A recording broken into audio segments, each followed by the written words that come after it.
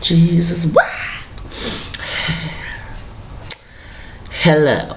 Okay, so I've had some people send messages and stuff asking, where my videos were, and I know I haven't did one on Love and Hip Hop. I haven't did one on Married to Medicine. You ain't missed much, but the reason why is, let me tell you. This past week has been a very busy one, a very emotional one, and I'll just start off with last Sunday. Keep in mind, everything that happens through like a Sunday to a Wednesday. So Sunday, my partner and I were at church, and it was nearing the end of church, and then my one of the ladies visiting our church gets up on the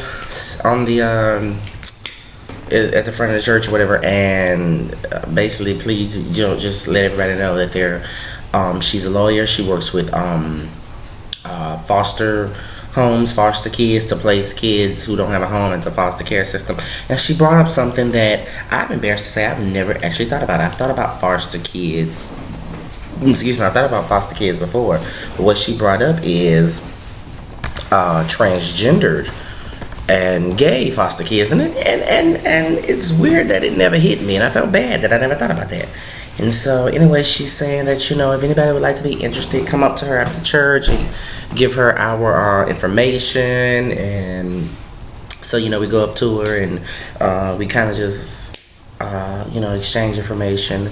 And that's Sunday doing church. So we go home, have our typical Sunday. Monday, both myself and my partner, we've worked all day. We're home, just relaxing, chilling, watching television, and then we get a text from this guy who says, "Hey, I got your information, and if you're still interested, we can meet tonight." So Monday we met Monday night. We immediately drove to see him. It was about 8, 9 something at night. We met him at the hotel he was staying at. We sat in the lobby and we talked. And he told us about this transgender teenager, male to female, and told us basically everything that was going on with her. Told us about a little bit about her background and being interested in the whole process of being a foster child. And the weird part is, I know since she's transgender, that's probably why. That's probably why we were able to have the process go so fast, because not a lot of families want transgendered kids, and then also not a lot of families want transgendered teenage kids. That's a big one. Not a lot of families want transgender teenage kids. So we meet him Monday, and we're like, okay, that's cool, that's fine. So he's like, well, if you guys want, you can meet her tomorrow. So it's about close to midnight when we get home Monday night. Have to get up early in the morning and be at work. I go work all day, get off of work, and my partner, he works a little longer than me, so once he gets off, it's already a long day. And then I pick him up from work, and we immediately go to the juvenile home, juvenile detention center that the teenager that she's at. And we get there, and this is a Tuesday, and we meet her on that Tuesday, and we, just sit there. We ask her questions. She asks her. We ask her questions. She asks us questions, things like that. And then, after we've talked to her lawyers talked to her, we're all sitting in there talking, and then that's on a Tuesday. So we leave there, and it's already late. So we're like exhausted. So we go home, and that next day is a Wednesday. What happens Wednesday? We wake up, and mind you, this started on Sunday, and by Wednesday, where are we Wednesday? We're in court at her hearing to see if she's going to be released from the juvenile detention center back into the community, which means potentially, with us. And sad to say, the events, didn't pan out, and she ended up, not being able to be released. She got sent to a facility, basically, for some charges she had. And it was just really emotional because at first I was leaning toward, maybe, and then I was like, I don't know, and then at the last minute I was like, feel like that Wednesday morning I was like, yes, let's help this person out, because if you can get a child out of the system, get a child out of the system. And the bad part is, she wasn't able to be released, and so that just pissed me off with what's going on. And with that being said, now mind you, this was a Sunday through a Wednesday, Sunday, Monday, Tuesday, Wednesday, 4 days. It was so much packed into those 4 days, it was ridiculous.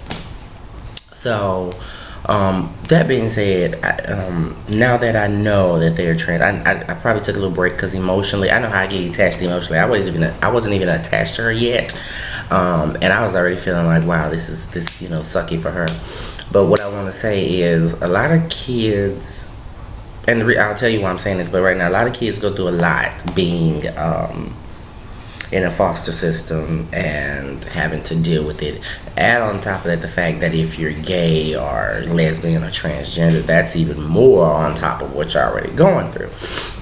So when I finally, my partner and I researched it, and we have, there's so much that goes on with a transgendered foster child, from bullying, depression, suicide.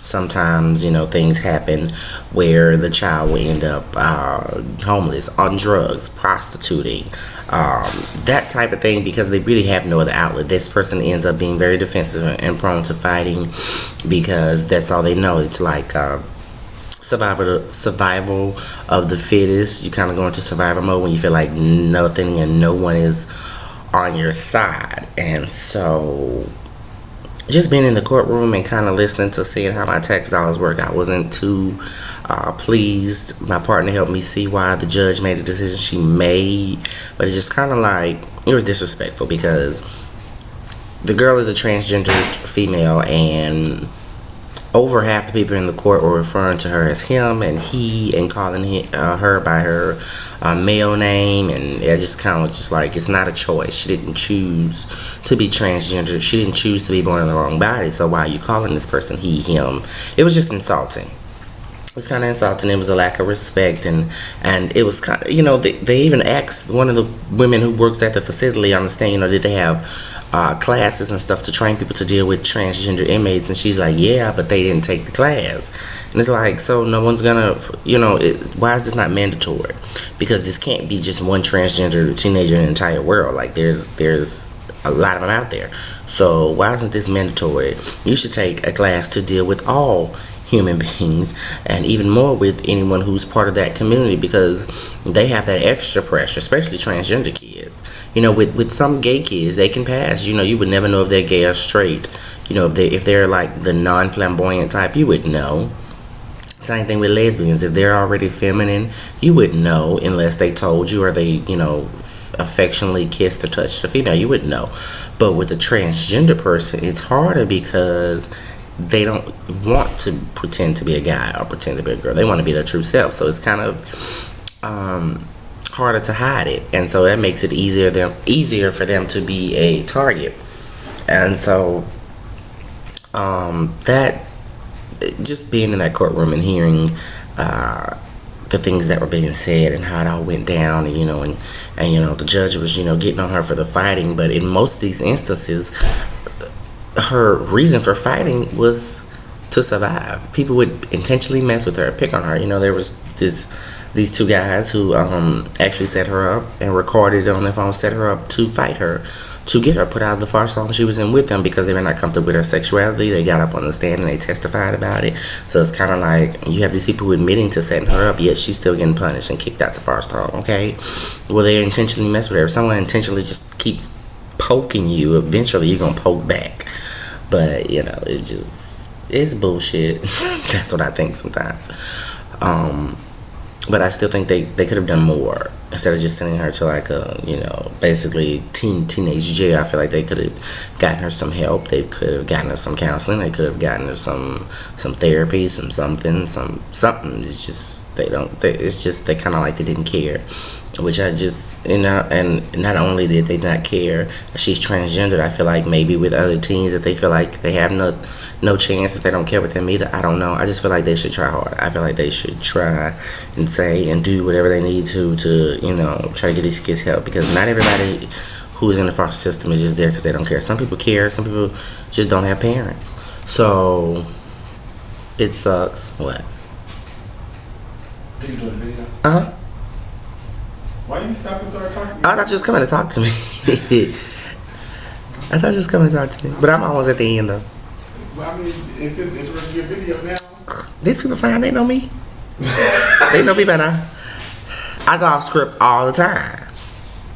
Anyway, so that was pretty much the reason why there's been no videos the past week, because it's just been a very emotional and busy and long and stressful week. So I just wanted to bring attention to why I haven't making videos and about the foster system, and especially the LGBT community being a part of the foster system. So if you know, if there's anybody out there with a partner, if there's anybody out there who knows someone who is interested in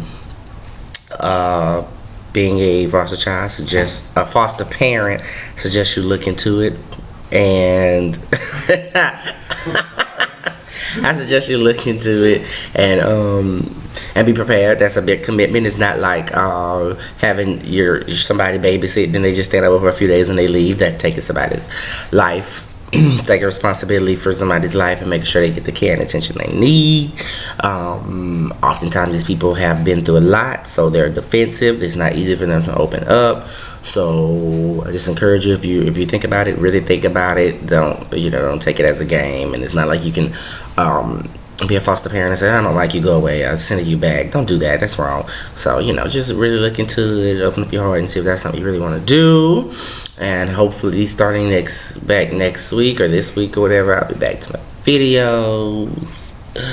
And that is it, and I'll see you guys later.